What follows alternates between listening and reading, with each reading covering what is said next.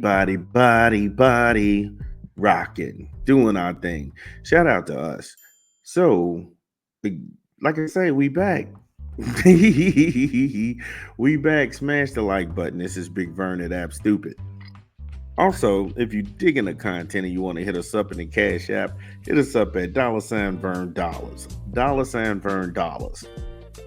Shout out to us. We just picked up two more subscribers in the sports revolutionary product that we put out because we only ask questions. We don't debate. We don't talk trash. We just put the facts out there. And I'm glad to see that it is picking up at the fastest YouTube talk that's going on out there. So shout out to us. Much respect to the people in Norway. That's hilarious. I got more of a following in Norway than I do with women. My analytics with women is terrible. But it's all good though. It's all good, baby. I love you. So on the docket today, Oliver Rowe, he is the tallest high school student. He's already in the Guinness Book of World Records. He's 7'9". I think he just signed with Florida. I'm only asking the question, is this Sean Bradley 2.0? Because when you see him play, it just doesn't even look appealing. Then we're going to go ahead and talk about a trade that the Brooklyn Nets made, or New York went ahead and they panicked. We'll figure out what the second shoe that fell and why they made that pick. You got Isaiah Buggs. He's bugging the hell out. We'll cover that. Lonnie Phelps, he was waived by the Browns for DUI, Dumbo. It's just a whole bunch of stuff. UCLA with the NIL, them stacking the money up, and now they're buying teams. Yeah, that kind of thing. And many more stories to go. This is Big Vern at App Stupid. We're going to go ahead and take a quick 20, and then we'll be back. Drop the spot.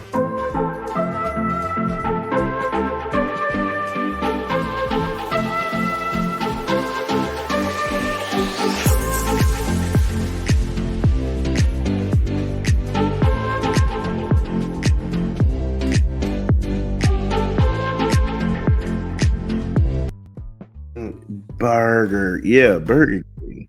Have it your I love that beat. That bum bum bum bum bum. BK, have it your way. You rule. Order online, download the app, or visit the good folks at your local Burger King. Have it your way. BK, because you rule. So we're going to start here with Isaiah Buggs, and he's bugging the hell out. He needs somebody to put their arms around him and shake him. What the hell is on your mind, boy?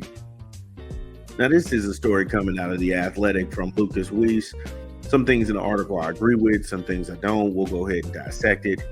He has allegedly drugged his baby moms down a flight of steps before he got arrested in Alabama. Now, let's recap. This dude was renting a house, I don't know why, and he abandoned animals and left them to die.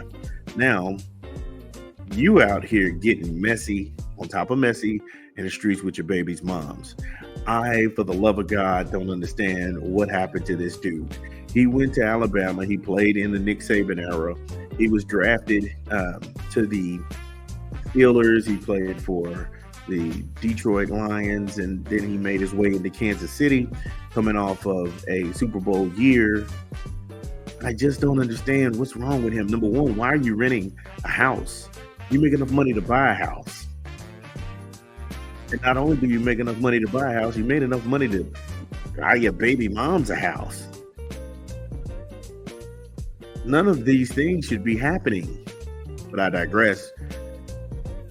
His ass broke into her apartment with a tire iron. What the hell? You broke into a lady's house with a tire iron? Oh my God.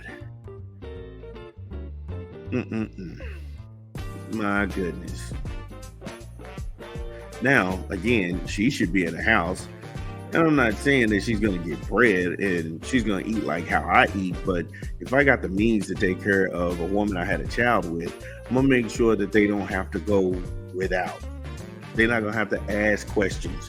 Where's the next meal coming from? They're not going to be in apartments. They're not going to be subject to any of that. And then she's going to go ahead and maintain, because she's probably got her own thing going on. And she's probably got another guy that she's interested in. Cool. I ain't got no problem with that. As long as my son ain't being mistreated and he's getting the best, baby, do you. I don't understand why that is just not talked about. Why is this an all or nothing or a zero sum game? And in this guy's case, he's taking a tire iron to the doors and breaking in this lady's house. This dude is wilding out at 6 a.m. I've never been to the point where I've argued, even with my ex-wife, and then went to her place with a tire iron, broke in, drug her down the steps at 6 a.m. in the morning. Come on. And this guy, he was sitting in the parking lot of a Little Caesars when the police rode up on him. Again, what the hell is going on? I don't want to sit here and talk about them dogs and people believing in this animal cruelty thing, because if you over sensationalize something, then you're really minimalizing the real issue. And for people who are dog lovers, I'm not saying that that's not a real issue, but there is a greater issue here. I'm focusing in on his son and that woman. I'm focusing in on his son and that woman. Like, what barbarism is this that you'd risk lowering yourself in your son's eyes? Again, what manner of barbarism is this that you would risk your son's idea of who he thinks you are over probably a few words? Or you found out she had a boyfriend, or she had somebody that she was going to and she was doing her thing. Again, slow down. Stop bugging out. I would feel hurt if my son thought that, yeah, it's cool to go ahead and beat up a woman or physically mistreat a woman because I saw my dad do it. That would break my heart. That would break me too. The moment that you didn't see a problem with this, that's alarming. The fact that you drove your car to this woman's apartment in the middle of the night, angry about whatever, had a tire iron in your hand to walk up the steps, still mad at a conversation that y'all had, proceeded to break into her apartment with that tire iron and drag her out. At no point did you look up and see your son look at you, what you did to this woman. Again, I'm falling down on the side of this woman and his son. I'm not talking about them dogs. The dogs were rescued and went to a shelter. One of the dogs didn't make it and everything like that. And that's horrible. That shouldn't be minimized. But it's not the most dominating story that's out there. I never want to go ahead and minimalize the human factor, because that's what happens when people gloss over the fact that hey, look, it's not my friend. Hey, look, it's not my guy. Now I can just criticize this dude. No, this dude really needs help. Nobody listening to this broadcast is going to ride around with a tire iron, go over their ex-wife's house and just beat doors and try and get in and do some damage. The fact that you didn't even look up and see your son looking at you, hey, look, that tells you all you need to know. Now you've been cut, you've been waived, you've been released. How you gonna feed them folks now? How you gonna go ahead and give this lady support?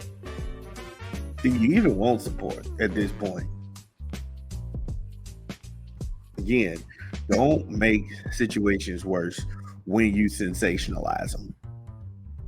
And we'll be back. Like I said, we got a lot more show to go. But yeah, Isaiah Buggs, he's bugging the hell out. He need to sit his ass all the way down. because this ain't working.